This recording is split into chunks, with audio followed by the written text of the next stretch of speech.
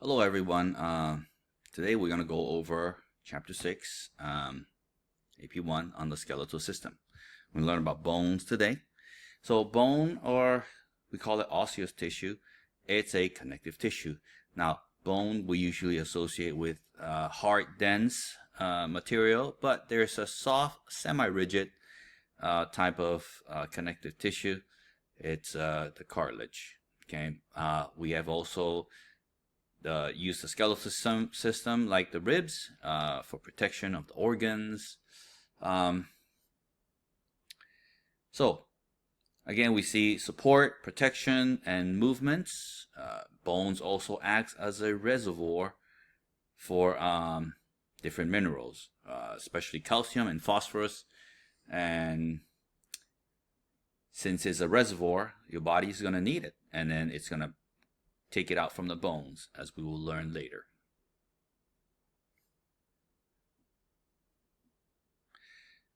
Again, what's not obvious is that it stores bones, because we're going to see it later.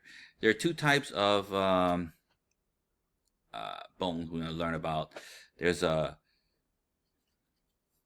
red bone marrow here. You can see red bone marrow and the color of yellow bone marrow. We're going to look through them later. Okay, so there are the red bone marrows here is more for blood production, hematopoiesis. Okay, hematopoiesis, that's the word to make bones. Okay, and the yellow bone marrow right here is to store fat. So again, there are 206 bones in your body. They are divided into 5 categories, different types. There are long bones, short bones, flat bones, irregular bones, sesamoid bones, or call it round bones.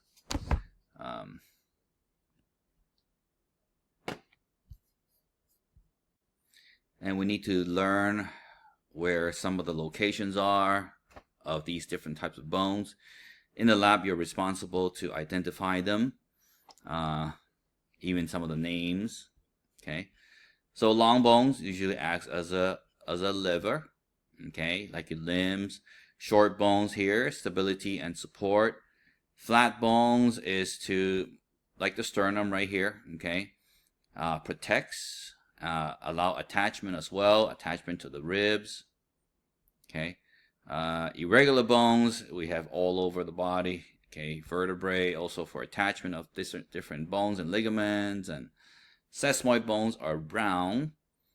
Some are really big. Well, the biggest one is like the patella, okay? And you have a lot of sesamoid bones in the feet and hands.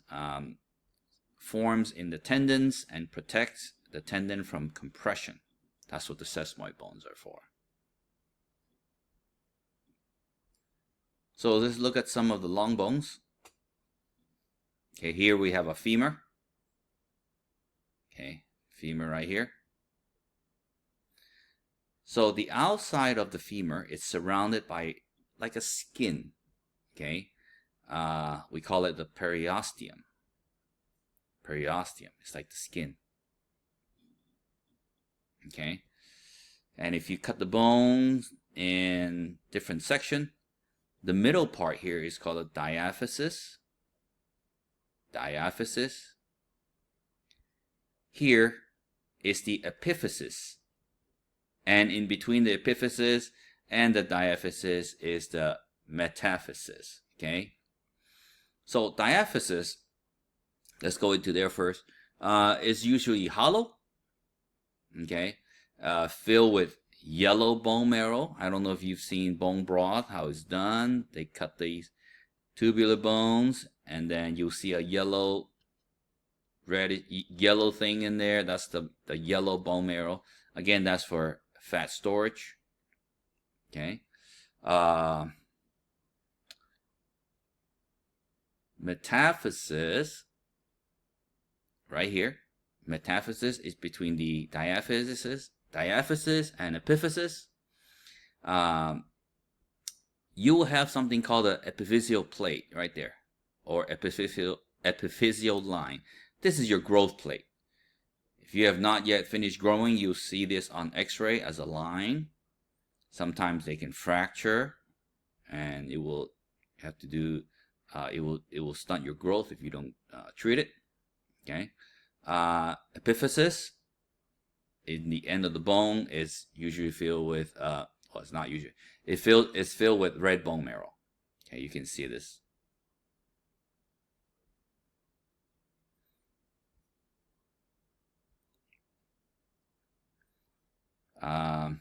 Epiphyseal bone is mostly spongy bone. We're going to learn spongy bone and compact bone. Compact bone is the wall of the diaphysis. Okay, is made of compact bone. So compact, of course, is more dense, and spongy is like a sponge. It's more spongy. Okay, covering is the articular cartilage.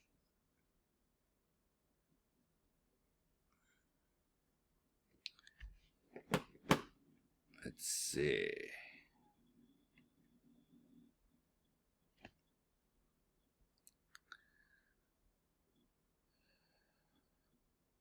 So, endosteum is inside. Endo is inside. You see right there. Endosteum, okay, is inside. This is where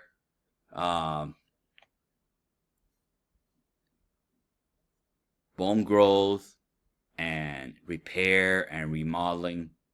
We're gonna learn. We're gonna look at those later. Okay, that's where it happens on the inside. Spongy bones. There's a little fly. Spongy bone is more cancellous. Cancellous means there's holes everywhere. Okay, it looks like a sponge. It forms a trabecular pattern. Okay, just remember that word, trabecular pattern. In flat, short, and irregular bones, you see a sandwich between. Usually the inside will be spongy, and then the outside is compact bone.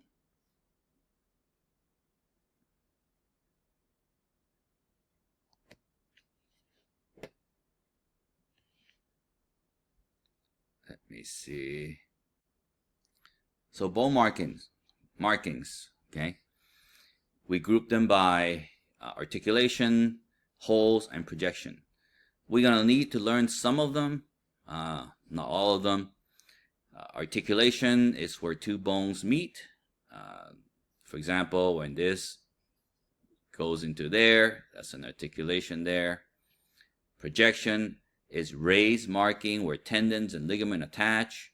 For example, protuberance process, the spine. For example, where do we find? Oh, for example, right here. Okay, and here there's a tubercle. That's where a lot of tendon and ligaments are formed, attached, and you have holes like sinuses. Okay, you have like these are called foramens. Okay, where nerve comes out. Lines in sulcus, you have some lines there in the humerus. Okay, for a tendon to go through. Again, the sinuses in the face. Depression accommodates soft tissue, a fossa or fovea. You have a little fovea there in the front. Okay.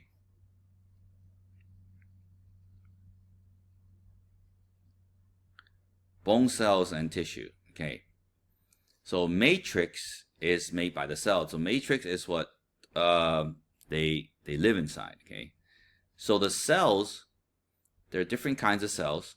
Okay. An osteocyte is the bone cells. Okay. But let's look at osteoblast. Osteogenic. Osteogenic, it divides from the osteogenic cell into deep periosteum and marrow. So there's osteoblasts. They do not divide, and they're found in the periosteum and endosteum. Again, the periosteum is on top. Periosteum is on the outside. Endosteum is on the inside. Osteocyte is found in the lacunae. That's where they live, inside the lacunae. So here is the what it depicts to be an osteocyte. And they communicate with one another via the canaliculi. Okay, canaliculi. So the osteogenic cell, they will divide and they'll become the osteoblastic cells. Now, osteoblast, just like the skin cell we learned, it will become, osteoblast will mature and becomes osteocyte. Okay, osteocyte.